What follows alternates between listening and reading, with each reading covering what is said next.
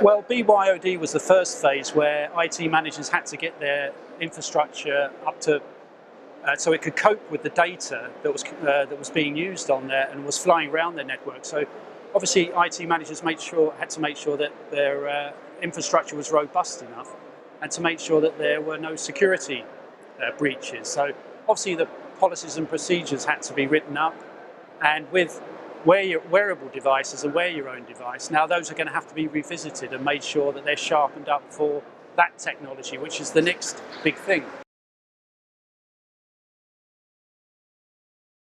It's obviously in the consumer world, it's still early days in corporate life and in industry.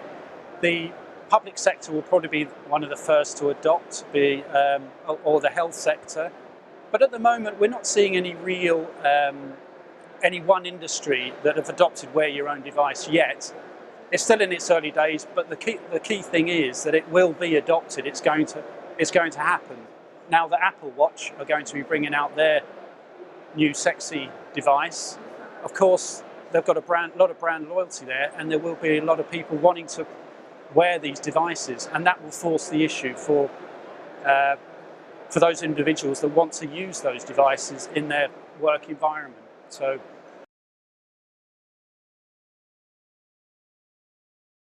no, there are differences because these are obviously very discrete devices. They're not obvious like a laptop, a smartphone, or an iPad. So, and obviously there could be an awful lot more of these devices accessing the network. So it has moved on. So BYOD policies and procedures will have to be revisited because of that, because potentially there's tenfold more devices accessing a network, albeit either directly or via pairing up with a smart device at the moment via Bluetooth, which will mean that policies, procedures, will have to be revisited and upgraded from just BYOD. So it is really the next stage on.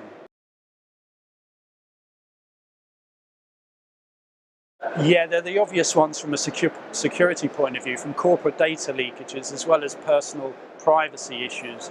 But the other issues will be making sure that their infrastructure is robust enough, that they've got their routers and switches not being overloaded by all this extra data that's flowing through their networks, and their applications are not slowing down.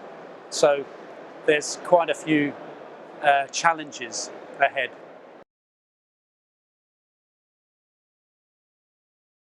Well, to make sure that obviously organisations that have to meet compliance, those BYOD policies and procedures will have to be revisited, and to make sure that they are up to date and can deal with this increase in data flow, and also from a security point of view that they've got the coverage from a security breach point of view, from a person and data point of view, but also that to make sure that they can contain the problem, maybe by listing the wearable devices that can be brought in to an organisation, who can wear them, and in what areas of the organisation they can be worn in. So all that's got to be updated and made sure that the BYOD policies are brought up to speed.